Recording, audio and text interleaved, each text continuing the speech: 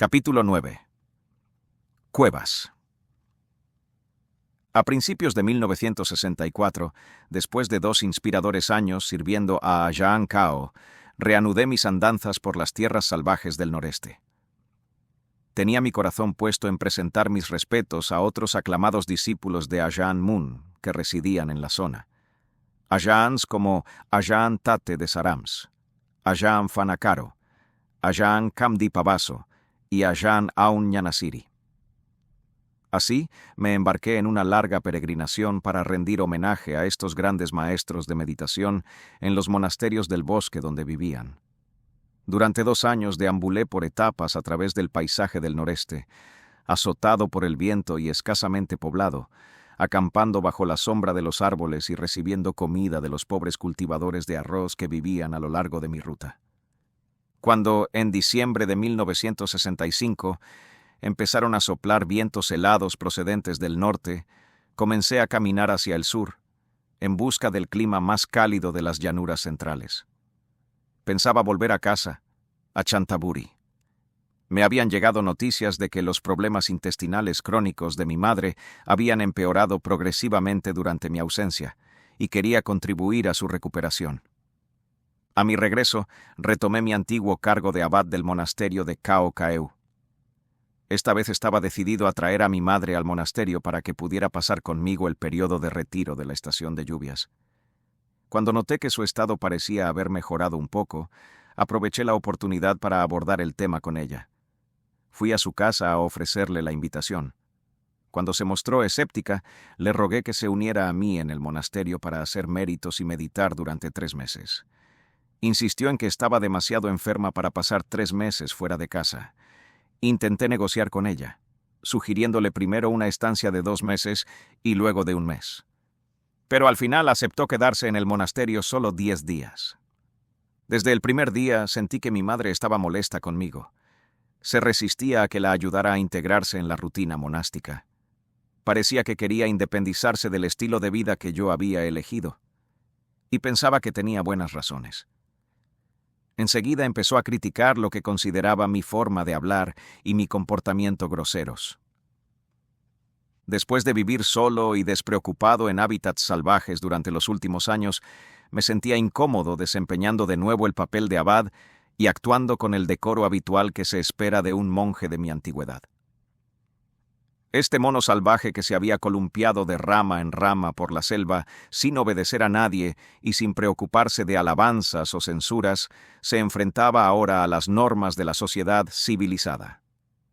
Libre de los dictados de las reglas y convenciones socialmente aceptables, había vivido en la selva exactamente como quería, sin obedecer a ninguna necesidad excepto las impuestas por el viento y la lluvia, y ciertamente no a las del mundo de los modales y costumbres comunes. Mis ropas estaban rotas y deshilachadas, carentes de color y frescura. Mis rasgos quemados por el sol, con las manos agrietadas y los pies gruesos y callosos, eran una monstruosidad. Mi forma de hablar era tosca, grosera y demasiado directa, sin gracia y ofensiva. El mono parecía grosero. No tenía modales en la mesa. En las conversaciones cotidianas, a veces puntuaba mi discurso con expresiones pintorescas que algunos consideraban vulgares. Solía emplear un lenguaje grosero y soez y soltaba palabrotas en las discusiones del monasterio. Podía llamar a alguien imbécil o maldito imbécil, según las circunstancias del momento. Si veía que alguien se portaba mal, podía gritarle «loco idiota» o «deja de hacer gilipolleces», para despertarle y llamar su atención.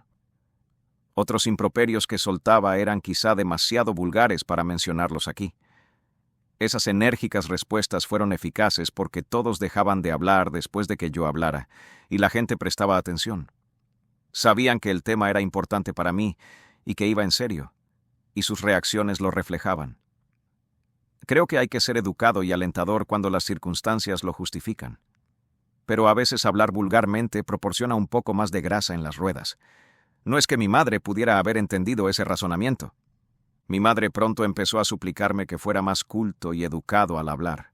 De lo contrario, la gente me criticaría por empañar mi condición de célebre monje mayor. Como era una persona amable, le ofendía el lenguaje vulgar. Además, se sentía avergonzada por mí. Me dijo que sabía que yo tenía un corazón de oro por dentro, así que, ¿por qué no podía mostrar esa buena naturaleza también por fuera? ¿Por qué me empeñaba en hablar así? Yo era un monje. ¿Cómo es que no sabía distinguir lo que era apropiado de lo que no lo era? Frustrada, de vez en cuando se retorcía las manos y se lamentaba de que yo tendiera a hablar sin ningún freno. Intenté explicarle que no podía evitarlo. Era instintivo, formaba parte del dialecto provinciano en el que crecí. Fiel a mi carácter, llegué a dominar el lenguaje salado de los pescadores de la costa sureste. Siempre había incluido muchos vulgarismos comunes en mi forma de hablar. Maldecir juguetonamente era habitual entre el grupo de alborotadores con los que solía salir. Nos llamábamos de todo, pero nos reíamos. Nadie se ofendía. Entre amigos, eran palabras que expresaban una especie de afecto. No había mala intención. También era habitual que la gente del pueblo mantuviera bromas soeces, sobre todo cuando los hombres mayores se dirigían a los más jóvenes. El respeto por la edad y la experiencia lo hacía aceptable e incluso entrañable. Por mi edad y mi condición de monje, sentía un derecho y un privilegio similares. A la mayoría de la gente le divertían mis palabras malsonantes, aunque a veces los monjes y las mujeres se mostraban avergonzados.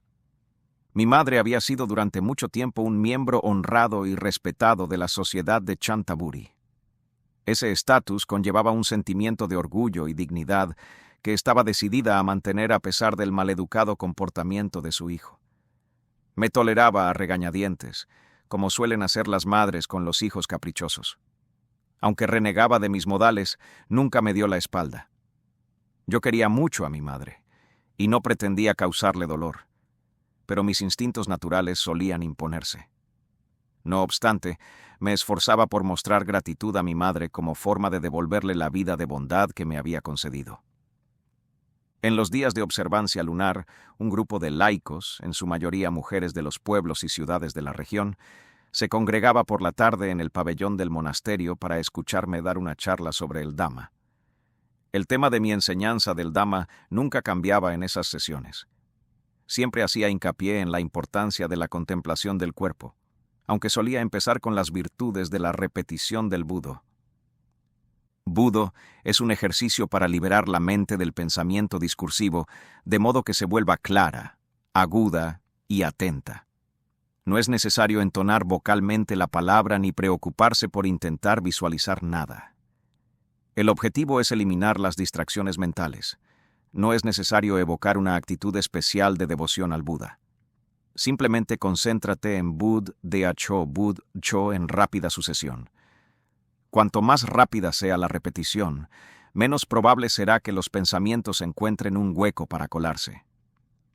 La repetición rápida de Budo puede generar la atención suficiente para frenar la inquietud mental que impulsa a los pensamientos errantes, permitiéndoles calmarse gradualmente y callarse.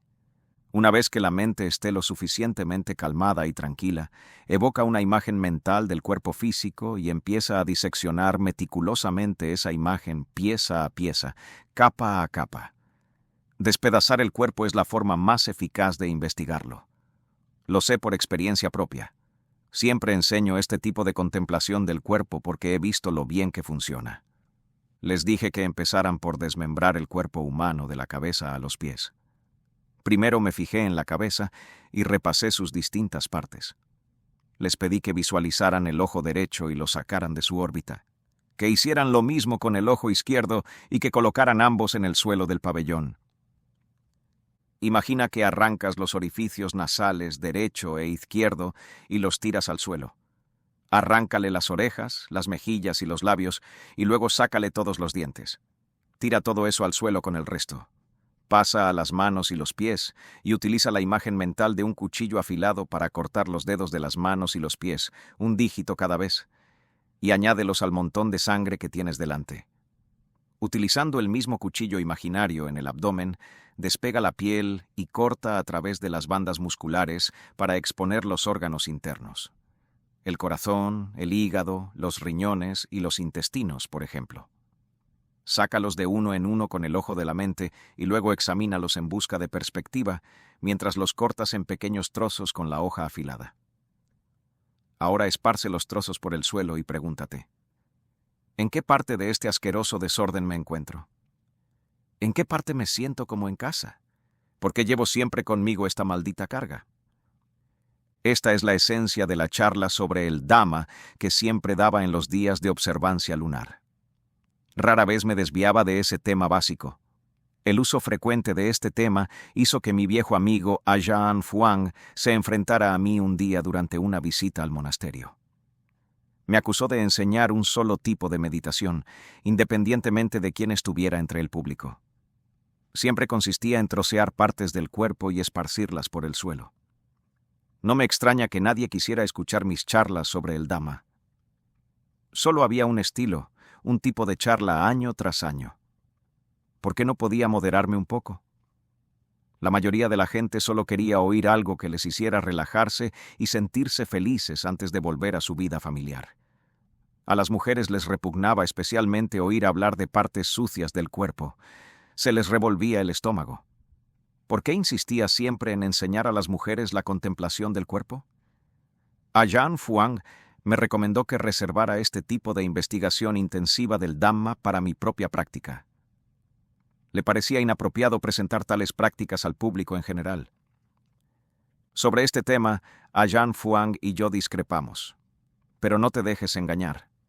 Un desacuerdo entre monjes practicantes sobre puntos del Dhamma no es una discusión en el sentido ordinario de la palabra. Es una diferencia de opinión de la que ambos pueden aprender y beneficiarse. De hecho, oí quejas de muchas personas de que mis enseñanzas eran demasiado duras. Me dijeron que las mujeres eran diferentes. Venían a escuchar un discurso suave y elocuente que calmara sus mentes atribuladas. No les interesaba alcanzar la iluminación. ¿Por qué insistía siempre en enseñar a las mujeres la contemplación corporal? Mi respuesta a esas personas fue: ¿en qué pueden diferenciarse las mujeres de los hombres respecto a la práctica de la meditación? Los hombres son seres humanos. Las mujeres también lo son. No hay que dudarlo ni un momento. Hombres y mujeres no son iguales en apariencia. Todos lo sabemos. Pero no hay ni un ápice de diferencia entre los sexos cuando se trata de sus mentes esenciales. Así que no te dejes engañar por impresiones superficiales. Cuando decimos esto es un hombre o esto es una mujer, esas designaciones resultan del surgimiento del pensamiento. En samadhi profundo, donde no surge el pensamiento, atributos como hombre o mujer no existen. Esto debería dejar claro que no existe distinción entre la conciencia consciente de las mujeres y la de los hombres. No hay razón, pues, para dudar de que las mujeres son plenamente capaces de tener éxito en todos los tipos de meditación. No existe fundamento alguno para decir que las mujeres no pueden iluminarse. Si realmente no pudieran, ¿qué ganaría yo yendo por ahí mintiendo a todo el mundo? Las mujeres también tienen partes sucias, así que lo correcto es que investiguen esas partes hasta que se sientan asqueadas y consternadas con la existencia física y así motivadas a aliviar la mente de esa pesada carga. Yo simplemente les enseño la pura verdad. Depende de ellos encontrar la fuerza interior necesaria para enfrentarse a ella. Cuando me sentaba en el asiento alto del pabellón a enseñar a la gente que venía a meditar, algunos me criticaban por rascarme la entrepierna en público. Les parecía muy impropio de un monje clavarse las uñas en sus partes íntimas a la vista de la asamblea. Volvieron la cabeza y pusieron el grito en el cielo. ¿Qué se suponía que debía hacer? El cuerpo pica cuando y donde quiere, y yo me rasco para aliviarme. Es tan sencillo como eso. Si me picara el culo, también me rascaría. O la axila. ¿Por qué debería sentirme incómodo o avergonzado? ¿Y qué si se consideran lugares sucios? Todo el maldito cuerpo es un lugar sucio que pica aquí y allá siguiendo las causas y condiciones del nacimiento como ser humano. También podría avergonzarme tener brazos y piernas o manos y pies. Cuando me tiro un pedo o eructo en público, causa revuelo. Es un monje. ¿Cómo se atreve? Es como si se tratara de comportamientos poco ortodoxos. Tirarse pedos es un acto reflejo natural de los intestinos. Independientemente de cómo salgan, los gases estomacales hacen ruido. Esta vergüenza se produce porque la gente está tan obsesionada con los cuerpos que no quiere enfrentarse a la verdad sobre ellos. En sus mentes dividen las vergonzosas partes sucias de las admirables partes limpias y fingen que todo está bien, siempre que todo el mundo siga ciegamente las normas de etiqueta social. Las costumbres sociales tienen ciertamente su mérito, pero ocultan una realidad más profunda sobre las percepciones del cuerpo humano, que se caracterizan por una preferencia por la belleza y el atractivo frente a la fealdad y la repugnancia. Estas percepciones son profundamente personales y convenientemente no se cuestionan para proteger la imagen preferida. Es extraño que la gente se identifique y desee algo tan asqueroso y repulsivo como el cuerpo humano. Solo pueden hacerlo ignorando por completo las realidades de carne y hueso. Entrenaba a los monjes para que practicaran el mismo método que enseñaba a los laicos, aunque normalmente con más detalles gráficos. Siempre empezaba subrayando la importancia del comportamiento disciplinado y la atención concentrada. Sin una base sólida de disciplina y una poderosa concentración, la meditación de un monje estaba abocada a flaquear cuando la práctica se intensificaba. Contemplar el cuerpo podía parecerse a agarrar a un tigre por la cola. Solo aquellos que se dedicaban por completo al entrenamiento tenían alguna esperanza real de domar a la bestia. Sobre este tema, mis charlas se animaban a menudo. Al diablo con contentarse con crear una cómoda celda en la opresiva prisión de Samsara. Salid del confinamiento del apego al cuerpo y saboread la libertad de no volver nunca más a los grilletes de la existencia física. Libera el espíritu de la red de la atracción corporal. Niégate a conformarte con una vida de esclavitud y encarcelamiento. Los monjes debían aprender las normas de conducta monástica, así como audaces técnicas de meditación. En cuanto a la disciplina monástica, yo era estricto y meticuloso. Educaba a todos los monjes que acudían a mí en busca de consejo y les reprendía severamente cuando infringían las normas, tanto si me respetaban como si no. Como mínimo, pretendía mantener un alto nivel en el monasterio. Se esperaba que los monjes siguieran incluso las normas de conducta no escritas de menor importancia. Por ejemplo, si veía a dos monjes caminando juntos y charlando, les reñía inmediatamente por perder el tiempo y les enviaba directamente a sus cabañas a meditar. La charla ociosa era un comportamiento típico de los laicos y no tenía cabida en un monasterio de práctica. Algunos monjes eran ejemplares en el cumplimiento de sus obligaciones y responsabilidades diarias, para luego pasar horas juntos haciendo el tonto. Yo reprendía a esos monjes cuando los pillaba. Creo que yo obtenía mejores resultados meditando el poco tiempo que tardaba en orinar que ellos meditando toda la noche. Enseñé a los monjes a ser frugales con sus necesidades y predicaba con el ejemplo.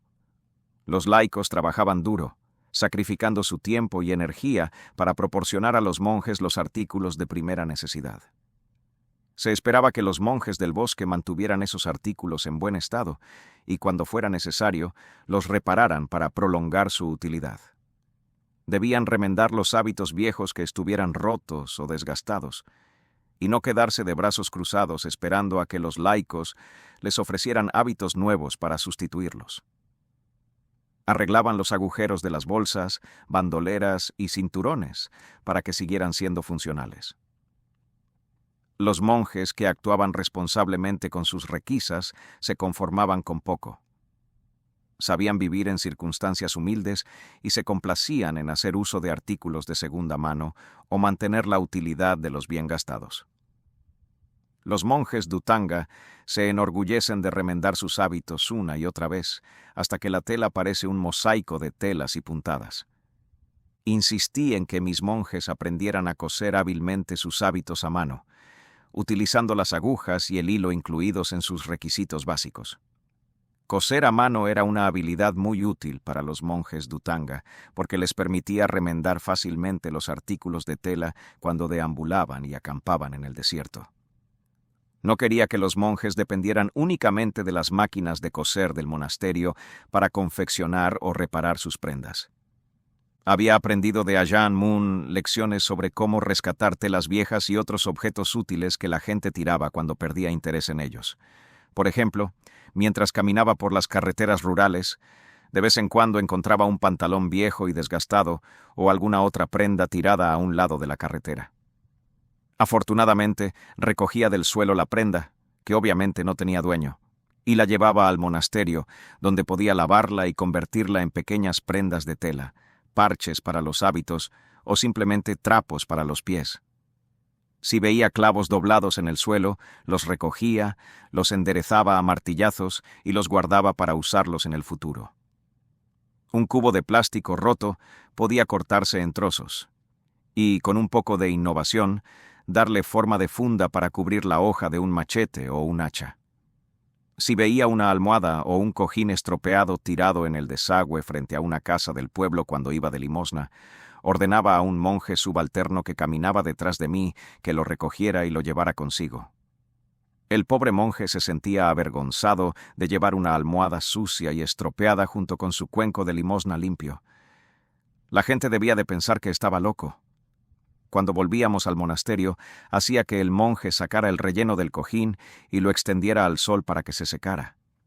Luego lavaba la funda de tela, la remendaba si era necesario y volvía a poner el relleno dentro. En el proceso, aprendería una valiosa lección. No seas derrochador. Atesora las adquisiciones más insignificantes.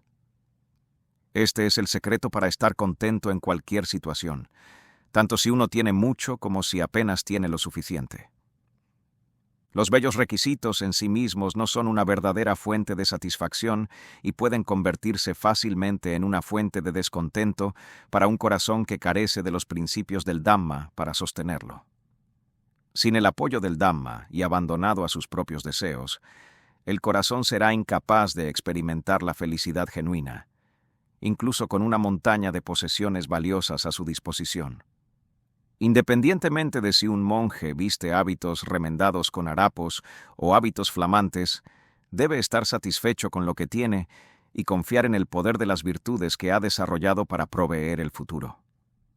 Cuando el ansia guía el camino, las pertenencias buscadas acaban siendo residuos acumulados, inútiles para el desarrollo espiritual. En última instancia, los monjes que atesoran estas pertenencias convierten sus monasterios en páramos de codicia y deseo. Yo no iba a permitir que eso ocurriera en el monasterio de Khao Kaeu. Cuando regresé al monasterio de Khao Kaeu a principios de 1966, decidí vivir allí y ayudar a mi madre lo mejor que pudiera durante el resto de su vida. Mi madre era una persona muy noble, amable y respetable. La quería mucho. Sabía que siempre pensaba en mí.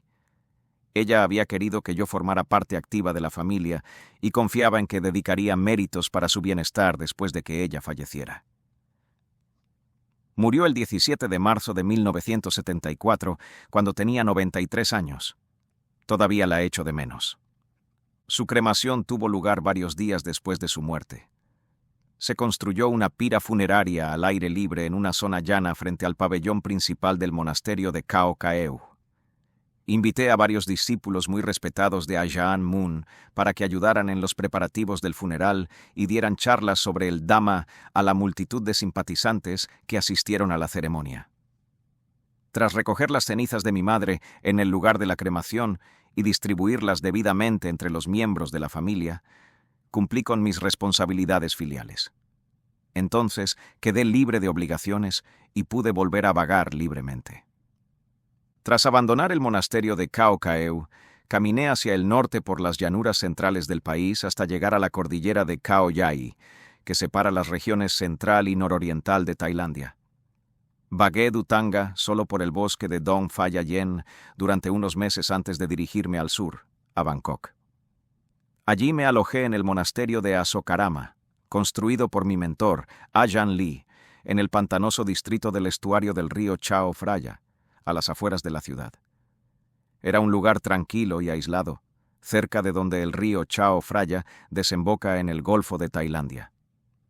La parte principal del monasterio se construyó en un terreno elevado, pero a medida que se fueron añadiendo más residencias de monjes, la construcción empezó a extenderse hacia la zona pantanosa de la costa junto al río. Las cabañas se construyeron sobre pilotes para protegerlas de la subida del nivel del agua y estaban conectadas por pasarelas elevadas que casi se inundaban con la marea alta.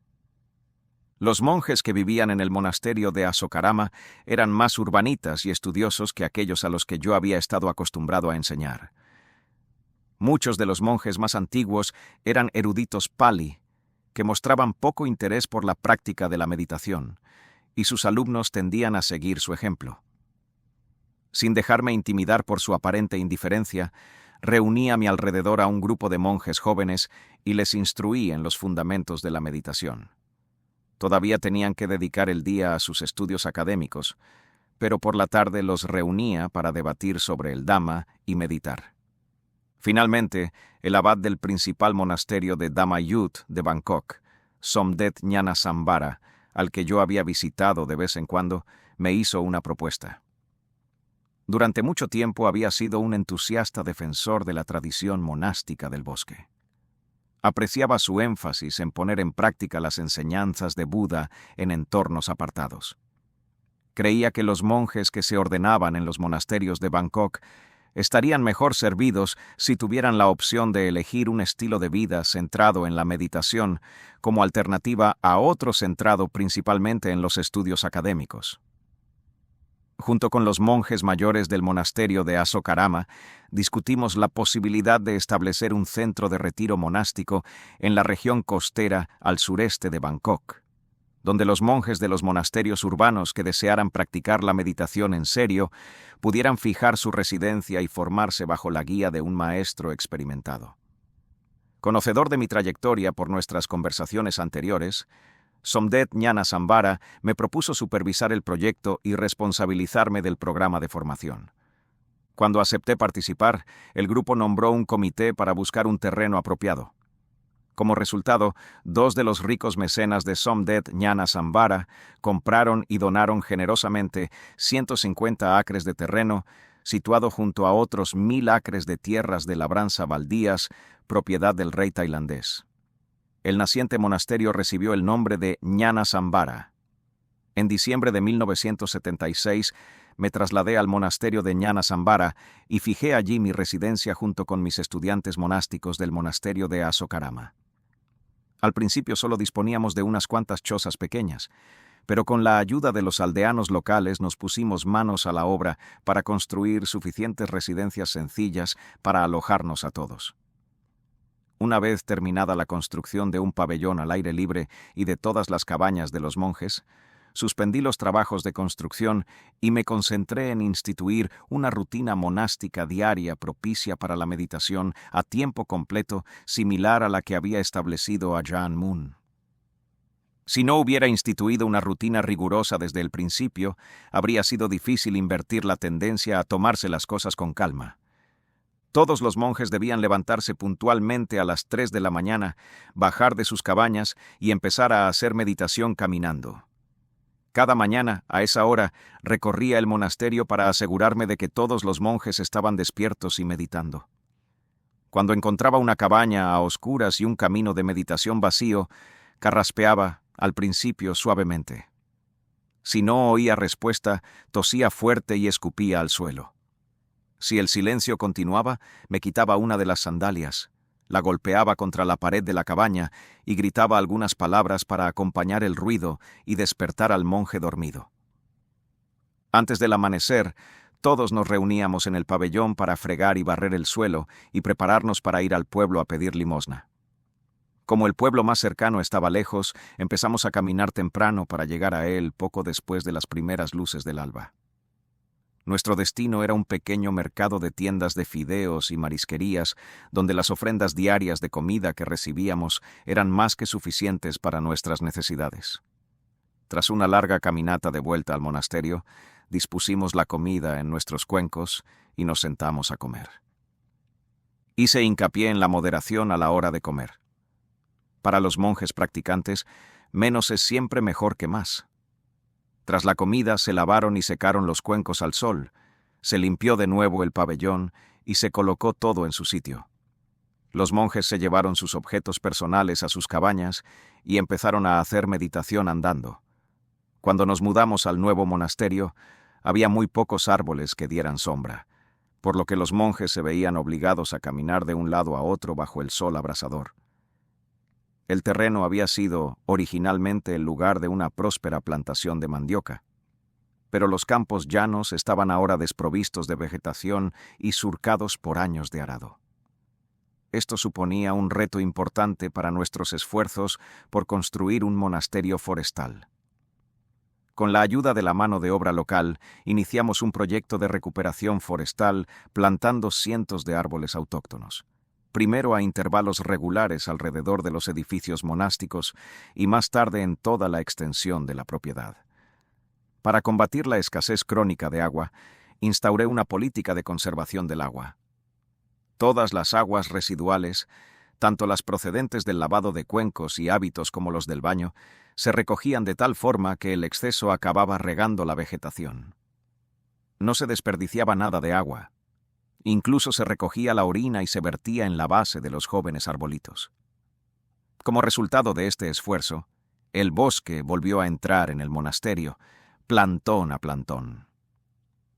Al anochecer, todos nos reuníamos de nuevo en el pabellón central. Una charla sobre el Dhamma precedía a la meditación sentada, que duraba hasta que yo la daba por concluida, tras lo cual enviaba a todo el mundo a sus cabañas a descansar por la noche. La rutina de meditación matutina comenzó de nuevo a las 3 de la madrugada. Los monjes del monasterio de Asokarama no estaban acostumbrados a un estilo de vida tan intenso. A menudo salían a trompicones de sus cabañas a esa hora tan temprana, se tambaleaban hasta el camino de meditación y experimentaban dificultades para caminar con atención hasta que la mente y el cuerpo se despertaban por completo. Los instruí en los métodos de entrenamiento que había practicado bajo la hábil dirección de Ajahn Mun, métodos que van en contra de la corriente al obligar a los meditadores a enfrentarse directamente a sus obstáculos mentales para evitar que caigan presa de un sentimiento complaciente de autosatisfacción. Mediante la repetición reiterada y regular de la misma práctica, la meditación de un monje puede mantenerse constante y predecible. Pero los efectos de ese modo de práctica pueden dar lugar a una falta de agudeza y claridad, especialmente cuando la meditación de uno se conforma habitualmente con una sucesión de estados mentales tranquilos y suaves, seguidos de tímidas investigaciones de insight día tras día. La familiaridad de estas prácticas hace que los practicantes se sientan engañosamente a gusto y cómodos con su meditación. Se sienten tranquilos porque sus mentes no se ponen a prueba. Se quedan atascados en la misma rutina de siempre y no pueden reunir el valor para cambiar de rumbo porque el cambio significa incertidumbre e incomodidad. Cuando la vida resulta segura y familiar, encontrar la motivación para afrontar una situación difícil puede parecer desalentador. Requiere una fuerza de voluntad concentrada y una mentalidad radicalmente diferente. Las exigentes prácticas de meditación de las que Ajahn Mun y sus discípulos fueron pioneros se diseñaron para asestar un golpe a esa autocomplacencia, despertando la fuerza mental y la energía necesaria para buscar los entornos más desafiantes, mientras se realizan las prácticas que requieren más habilidad y esfuerzo. El paisaje físico del monasterio de Ñanasambara era abierto y libre de peligros. Ningún animal salvaje vagaba por el campo. No se requería vigilancia mental para sentirse seguro. Así pues, mi trabajo consistía en establecer un paisaje mental dentro de cada monje que le obligara a enfrentarse a las desagradables realidades de la condición humana como forma de despertarle a su potencial para experimentar estados de conciencia clara y elevada que pudieran iluminar los peligros mentales a los que debía enfrentarse. No había animales salvajes que amenazaran la seguridad de los monjes, pero las impurezas salvajes seguían vagando libremente por sus mentes, desgarradoras en su potencial para mutilar a la víctima desprevenida. Liberarse del miedo y la ansiedad significaba atrapar y eliminar las bestias de la codicia, la aversión, la ilusión y el deseo sexual. Para que mis alumnos comprendieran este punto, mis enseñanzas a menudo hacían hincapié en los peligros del deseo sexual. Puesto que ninguna otra emoción contamina la mente tan profundamente, el deseo sexual es la causa fundamental de la perpetuación del ciclo de nacimiento, muerte y renacimiento. La única forma de asegurarse de no volver a nacer en esta tierra es desarraigar y destruir todo rastro de deseo sexual. Ninguna otra contaminación pesa más sobre la mente o ejerce mayor poder sobre ella que esta forma de deseo. Esta suciedad es uno de los obstáculos más importantes para el progreso del monje en la meditación. Cuanto más profundamente se sondea e investiga el cuerpo, más evidente se hace esta verdad. Puesto que el hambre de gratificación sexual está arraigada en las percepciones del cuerpo humano, exponer la repulsiva realidad del cuerpo disminuirá gradualmente el encaprichamiento de la mente con la atracción corporal. ¿Cómo se las arregla el cuerpo, que no es más que una apestosa bolsa de carne, sangre y huesos, para engañar a todo el mundo para que lo desee? Solo la contemplación del cuerpo puede poner al descubierto la naturaleza de ese engaño. Les dije a los monjes que la piel es la principal engañadora. Como recubre el cuerpo de la cabeza a los pies, es la parte visible que siempre está a la vista. Pero, ¿qué oculta? Oculta la carne animal, los músculos, los fluidos y la grasa. Oculta a la vista el esqueleto con los tendones y los nervios. Cubre el hígado, los riñones, el estómago, los intestinos y todos los demás órganos internos. Las entrañas del cuerpo humano no son objetos de belleza dignos de pasión y lujuria. En lugar de dejarte engañar por una fina capa de tejido escamoso, despégala para ver lo que se esconde debajo. Ver el cuerpo con claridad y precisión, sin dejar lugar a dudas, exige audacia y perseverancia. Investigar el cuerpo de vez en cuando, solo cuando se está de humor, no es suficiente. Esta práctica debe abordarse como si fuera el trabajo de toda la vida de un monje, como si nada más en el mundo importara, excepto el análisis que uno está llevando a cabo en ese momento. El tiempo no puede ser un factor. El lugar no puede ser un factor. La facilidad y la comodidad no pueden ser factores. La contemplación del cuerpo debe ocupar cada respiración, cada pensamiento y cada movimiento hasta que la mente se sumerja por completo en ella. Nada que no sea un compromiso total aportará una visión genuina y directa de la verdad. Cuando la contemplación corporal se practica con una intensidad absoluta, cada parte sucesiva del cuerpo se convierte en una especie de combustible que alimenta el fuego de la meditación. La investigación se convierte entonces en una conflagración que consume el cuerpo humano sección por sección, parte por parte, a medida que cada una es examinada e investigada con una intensidad ardiente. Independientemente del tiempo que lleve o de lo difícil que resulte el trabajo, la contemplación del cuerpo debe practicarse sin descanso hasta que se hayan eliminado todas las dudas e incertidumbres. Como era de esperar, no todo el mundo estaba contento con mi forma de enseñar. Los monjes del monasterio de Asokarama se habían unido a mí con buenas intenciones, pero su energía y entusiasmo pronto se desvanecieron bajo la presión de la reducción de alimentos, la privación de sueño y las sesiones intensivas de meditación. Algunos de ellos se engancharon a experiencias placenteras de meditación samadhi que les permitieron olvidarse del estrés y las penurias de la vida monástica. Entre las sesiones de meditación, se sentían libres para dejar que sus mentes vagaran en ensueños placenteros. No comprendían que el samadhi no es el resultado final, que el samadhi por sí solo no tiene el poder de eliminar el sufrimiento. Advertí a esos monjes sobre las trampas del samadhi. Aunque la calma y la concentración que se experimentan en el samadhi forman una base firme desde la que lanzar un ataque total a las impurezas que causan el sufrimiento, la experiencia del samadhi en sí misma puede ser tan pacífica y satisfactoria que un monje, sin darse cuenta, se vuelve adicto a ella.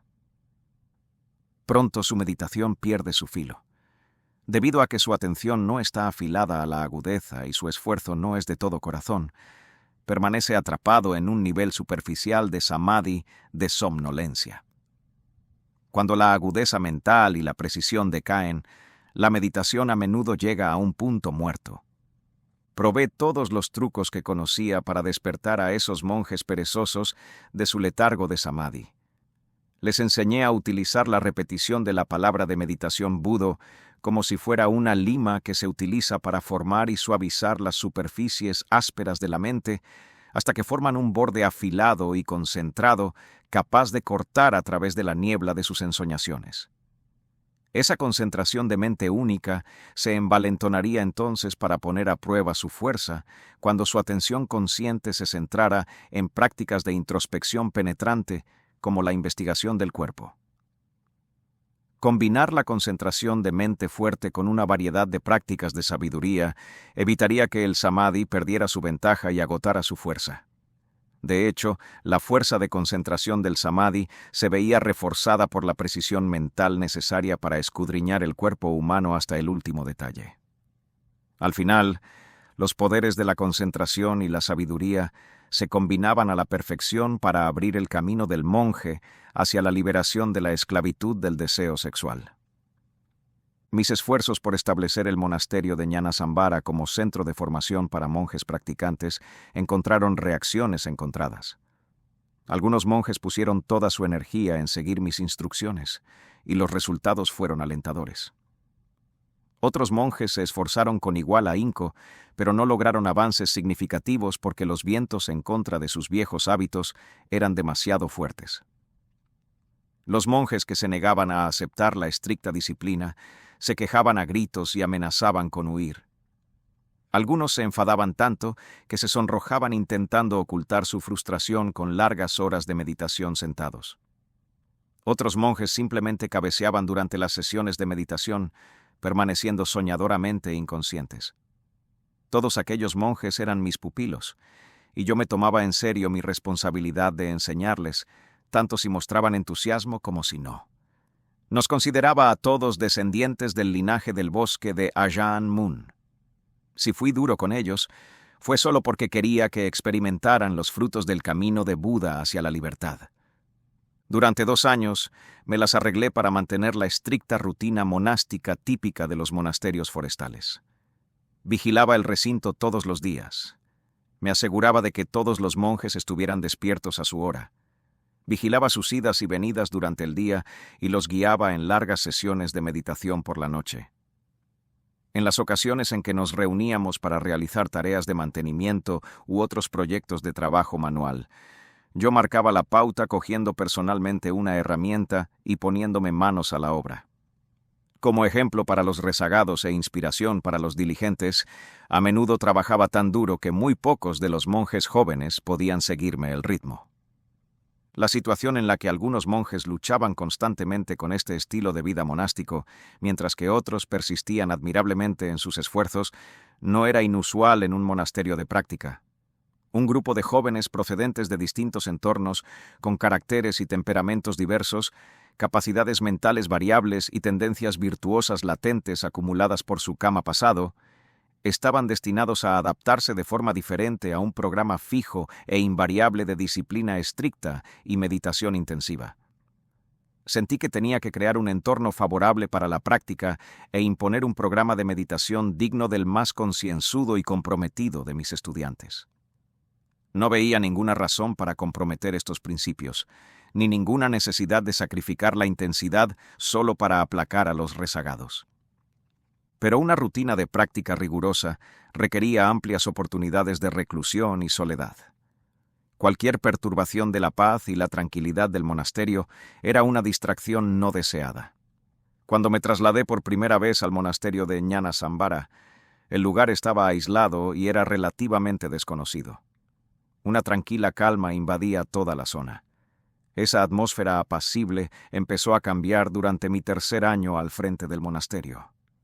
Para entonces el monasterio había empezado a llamar la atención, tanto a nivel local, por el respeto que se tenía a los monjes practicantes, como, lo que era más inquietante, en el área metropolitana de Bangkok, donde Somdet Ñanasambara se había enorgullecido de mi éxito y había empezado a animar a sus discípulos a que me visitaran para aprender más sobre meditación.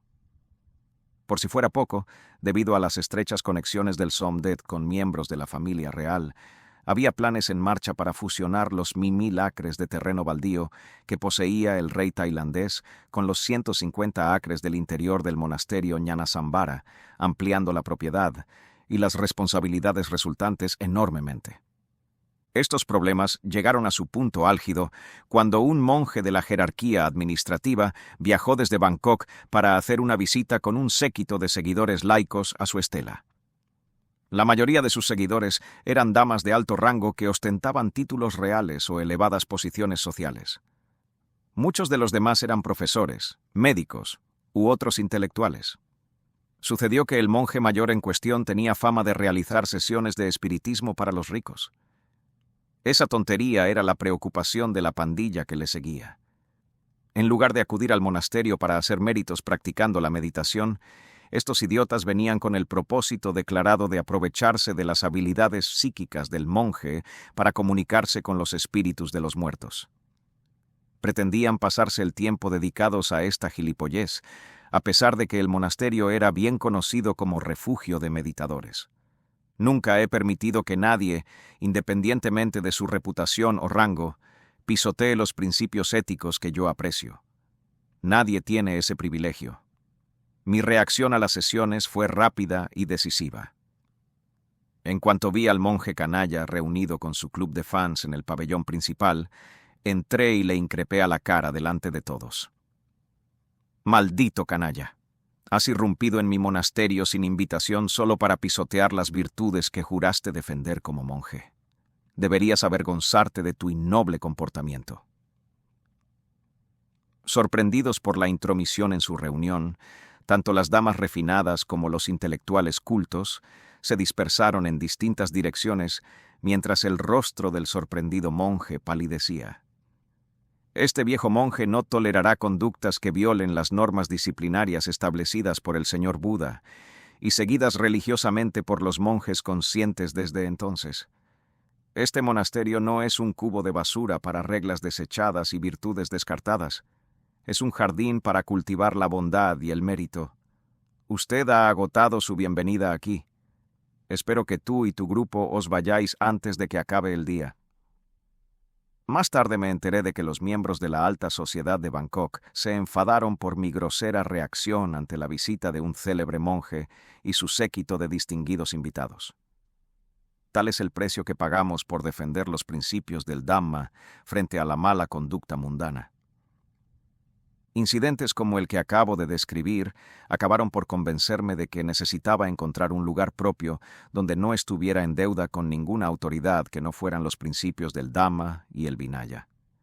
Motivado por esa resolución, regresé al monasterio de Asokarama durante mi tercer año de servicio para solicitar que se me relevara de mis obligaciones como abad y supervisor del monasterio de Ñanasambara.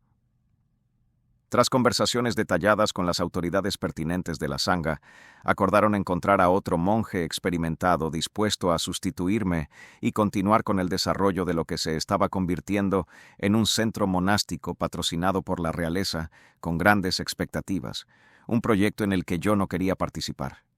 Instintivamente, siempre me habían atraído los lugares salvajes que proporcionaban aislamiento y refugio de los desordenados compromisos del mundo. Así que, tras una breve estancia ayudando con las tareas docentes en el monasterio de Asokarama, empecé a viajar de nuevo. Debido a mi edad, tenía 62 años por aquel entonces, y a unas dolencias físicas crónicas que limitaban mi movilidad, estaba dispuesto a aceptar que me llevaran en mis viajes por el país. El senderismo por pistas forestales se reservaba para las zonas salvajes donde el tráfico motorizado era impracticable o imposible. Por respeto eterno a Ajahn Lee Damodaro, cuyo recuerdo siempre he guardado en mi corazón, me dirigí a la montaña Chin Lae, en la provincia de Lopburi, al noreste de Bangkok, un lugar donde Ajahn Lee había vagado Dhutanga y establecido un monasterio casi 25 años antes. Tenía la intención de volver sobre sus pasos a través de las montañas y visitar ese monasterio para honrar al monje mayor que me había instado y envalentonado cuando era un joven monje a buscar a Ajahn Mun en las tierras salvajes de Chiang Mai. Nunca he olvidado la amabilidad y los ánimos que demostró a un novato en la tradición del bosque. En muchos sentidos, Ajahn Lee era todo lo que yo no era. Como profesor, siempre era consciente de su público y estaba dispuesto a adaptar su lenguaje al nivel de las personas con las que hablaba. Con granjeros y comerciantes, hablaba con fluidez en los dialectos laosianos de su tierra natal del noreste. En cambio, con los comerciantes y los funcionarios, hablaba en tailandés, la lengua nacional, como un nativo. Cuando se dirigía a miembros de la élite de Bangkok, conocía todos los modismos refinados y pulidos y siempre hablaba de forma apropiada para la ocasión. Me había animado a seguir su ejemplo, pero pronto me di cuenta de que yo era un caso perdido. Las habilidades comunicativas que él dominaba no eran naturales para mí. Comparar mi propio estilo rústico con la elegancia y erudición de Ajahn Lee era como comparar un montón de mierda maloliente con un jardín de flores bien cuidado. En las conversaciones cotidianas tendía a dirigirme a la gente con un lenguaje brusco y campechano. Sin embargo, cuando surgían los principios del Dhamma, mi discurso se volvía más pausado y comedido, y mis modales más circunspectos, debido a un profundo respeto por el valor de las enseñanzas de Buda. Al mismo tiempo, mi tono solía ser serio y directo. No me gustaba endulzar mi mensaje. La experiencia me enseñó que la mejor manera de captar la atención de los oyentes era darles un puñetazo donde más les dolía. Entonces se despertaban y empezaban a concentrarse de verdad en lo que yo decía. Por otro lado, si estaba entre el público cuando otro maestro hablaba sobre temas del Dhamma, escuchaba en silencio y no interrumpía. Seguía sintiéndome un estudiante de la práctica y quería aprender más siempre que tenía ocasión. Desde la montaña Chin Lae viajé más al noroeste, a la provincia de Tak, un distrito montañoso y salvaje en la frontera birmana. Varios de los monjes que se habían formado bajo mi dirección cuando era abad del monasterio de Khao Kaeu, en Chantaburi, ya habían echado raíces en la vasta selva de la zona. Me costó atravesar el terreno sembrado de cantos rodados para llegar a los lugares donde habían construido monasterios y ermitas en el bosque. La densa selva, casi impenetrable, me recordó mis años de práctica con Ajahn Mun en las deshabitadas e inhóspitas zonas salvajes del norte. El austero entorno de la provincia de Tak me recordaba años de lucha interna en los que solo un enorme esfuerzo, una disciplina estricta y una determinación inquebrantable me permitieron sobrevivir a las pruebas y convertirme en un abanderado de los monjes de las zonas salvajes de todo el mundo. Me complacía enormemente ver cómo discípulos a los que había entrenado desde una edad temprana se convertían en herederos legítimos del legado de monjes como Ajahn Mun, Ajahn Kao y Ajahn Lee. Estos discípulos habían tomado la naturaleza salvaje como su hogar y refugio, mientras formaban a una nueva generación de monjes practicantes en el estilo de vida meditativo de probada eficacia que habían iniciado Ajahn Sao y Ajahn Mun, los abuelos del movimiento forestal tailandés. Incluso en el mundo moderno, que había perdido cada vez más su reverencia por los santuarios de la naturaleza, algunos grupos de monjes dedicados al bosque seguían desafiando las tendencias contemporáneas mientras vivían y practicaban tranquilamente en la frontera de la sociedad moderna. Envidiaba su independencia. Mi cuerpo ya no podía soportar el castigo físico que suponía este modo de vida. Mis días de infatigable vitalidad llegaban lentamente a su fin. Conscientes de mi afición a vivir en cuevas, mis discípulos organizaron un viaje al norte por el río Ping, que bajaba desde el norte de Chiang Mai a través de regiones montañosas donde abundaban las cuevas milenarias. Los escarpados acantilados que sobresalían sobre la cuenca del río y las montañas y valles que se extendían más allá actuaban como una barrera natural que separaba el paisaje primordial del desarrollo moderno. A lo largo del poderoso Ping, cientos de antiguos monasterios y estupas habían caído en ruinas, y sus restos materiales estaban esparcidos por todo el valle del río. Los asentamientos humanos eran escasos en esta jungla interior. Dependíamos para nuestra limosna de las familias de pescadores que subsistían a duras penas en balsas amarradas en pequeñas ensenadas resguardadas en la orilla del río. Caminando lentamente por la orilla del ancho río, oímos el sonido de las trompetas de los elefantes salvajes que habían bajado a beber y bañarse a su orilla. Se veían bancos de peces de colores nadando bajo la superficie del agua cristalina. El bosque cobraba vida cada mañana con los gritos y chillidos de monos y gibones que reverberaban por los cañones en las primeras horas del día. El aire del mediodía palpitaba con los zumbidos, chillidos y silbidos de innumerables variedades de insectos. Los gruñidos amenazadores de los leopardos nublados que anunciaban la llegada de la oscuridad se alternaban con los ruidos fuertes y bruscos de sus presas, los ciervos ladradores. De un amanecer a otro, el bosque resonaba lleno de actividad. Cuando llegamos al distrito de Li, en la provincia de Lamphun, nuestro grupo de monjes Dutanga se desvió del camino del río y caminó por las empinadas colinas del este hasta un valle adyacente. Buscábamos la entrada a la cueva de Chang Raung, antaño centro espiritual de una civilización budista olvidada que floreció en el apogeo de la actividad humana en el valle del río Ping.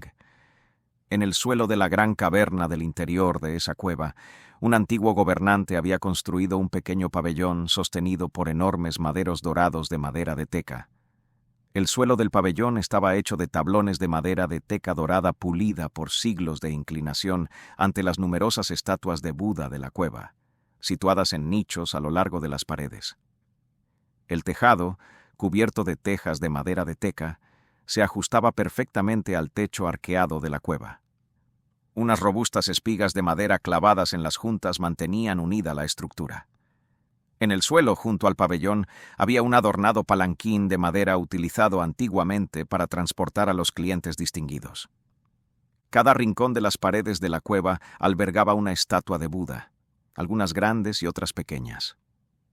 Muchas de ellas se habían agrietado o roto con el paso de los siglos, y sus extremidades y cabezas perdidas yacían esparcidas por el suelo.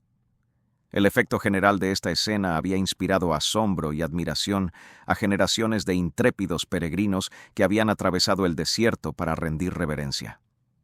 Las pruebas de intrusión humana en la zona eran mínimas. El aislamiento de la cueva de Chang Raung era casi total. Como entonces no había carreteras de entrada ni de salida, la única forma de llegar a la cueva era en barca. Incluso entonces, había que caminar por la selva y enfrentarse a los peligros de los animales salvajes y los insectos. Poderosas fuerzas del mundo natural, tanto terrestres como celestiales, protegían la intimidad de la cueva. Santuarios del patrimonio budista como este antiguo monumento perdido en la selva, aún intacto e inalterado, se han convertido, por desgracia, en una rareza incluso en un país como el nuestro, que presume de una cultura budista tan arraigada.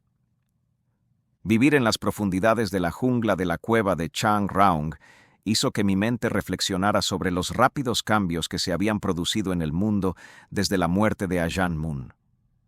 Grandes extensiones de hábitat salvaje habían sucumbido al hambre inquieta de gentes de todas las clases que buscaban aprovechar los recursos naturales del país para su propio beneficio económico. Desde pequeños agricultores que expandían sus campos hasta codiciosos hombres de negocios que buscaban beneficios con la tala de madera, todos invadían los espacios naturales sin sentir vergüenza ni vacilar sobre la corrección de sus actos. Los espacios naturales de la nación desaparecían a un ritmo solo comparable al de la proliferación de la codicia, la aversión y el engaño en las confusas junglas de los corazones de sus ciudadanos. La destrucción masiva de nuestros bosques coincidió con una expansión incontrolada de la enmarañada maleza de las contaminaciones mentales. Con demasiada frecuencia, la gente cree que se pueden cambiar las condiciones de la tierra para garantizar la felicidad humana, proporcionar puestos de trabajo y crear riqueza material y una vida cómoda. Todo el mundo intenta acumular tanta riqueza como sea posible, pero la búsqueda de la riqueza material y la búsqueda de la riqueza espiritual son incompatibles en muchos sentidos.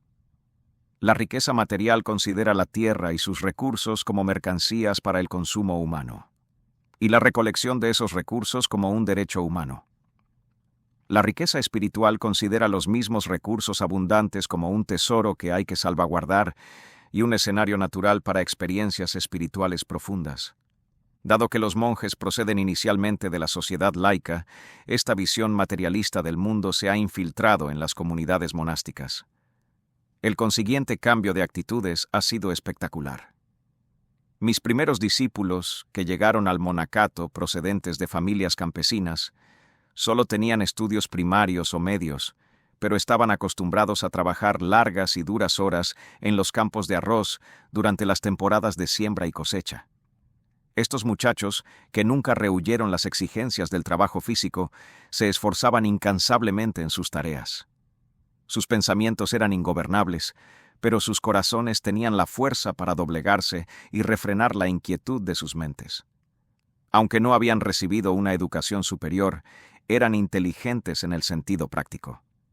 Rápidos para aprender, mostraban una astucia natural para concebir y aplicar nuevas ideas. Aquel primer grupo de discípulos, serio y bien intencionado, era fácil de educar con métodos de entrenamiento estrictos que les llevaban al límite de sus capacidades. Eran realistas y duros de mente. No discutían ni replicaban. Más tarde, los bueyes de acero sustituyeron a los de carne y hueso a la hora de arar los campos y preparar la tierra para la siembra. En consecuencia, los hijos de los agricultores actuales realizan menos trabajo físico y tienen más tiempo libre para entretenerse con distracciones sociales. Estudian más en la escuela, pero participan menos en actividades religiosas. Sus mentes están tan atestadas de pensamientos estresantes sobre cómo asegurarse una esposa y dónde ganarse la vida que apenas queda una rendija abierta para permitir que los temas del Dhamma entren en su conciencia. Incluso los preceptos fundamentales del comportamiento decente son descartados en el camino hacia la prosperidad. Si estos jóvenes aldeanos se hacen monjes, es simplemente para una estancia de corta duración, para complacer a sus padres y cumplir alguna expectativa social. Con el avance de la educación superior en las generaciones posteriores, una nueva raza de jóvenes se presenta para solicitar formación monástica. Estos reclutas representan a una generación de jóvenes más educada y escéptica, que se ha criado mayoritariamente en una atmósfera de indiferencia hacia las virtudes supremas que las generaciones anteriores daban por sentadas. El estilo de vida cómodo y protegido de que disfrutan los jóvenes hoy en día les hace menos aptos y menos dispuestos a enfrentarse a las condiciones primitivas de la vida dhutanga. Caminar por senderos forestales estrechos y desiguales, dormir en selvas infestadas de mosquitos y subsistir a base de la tosca comida del pueblo.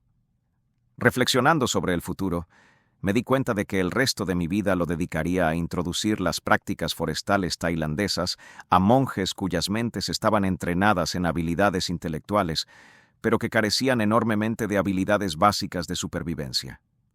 Un monje del bosque debe tener la voluntad de un zorro, la fuerza de un elefante y el corazón de un tigre para seguir el camino de Buda hasta el final. El sistema educativo actual no enseña esas virtudes. Los licenciados universitarios suelen ser demasiado listos para su propio bien. Su primer reto: tienen que darse cuenta de lo estúpidos que son realmente antes de inclinarse en serio y aceptar la formación de su maestro.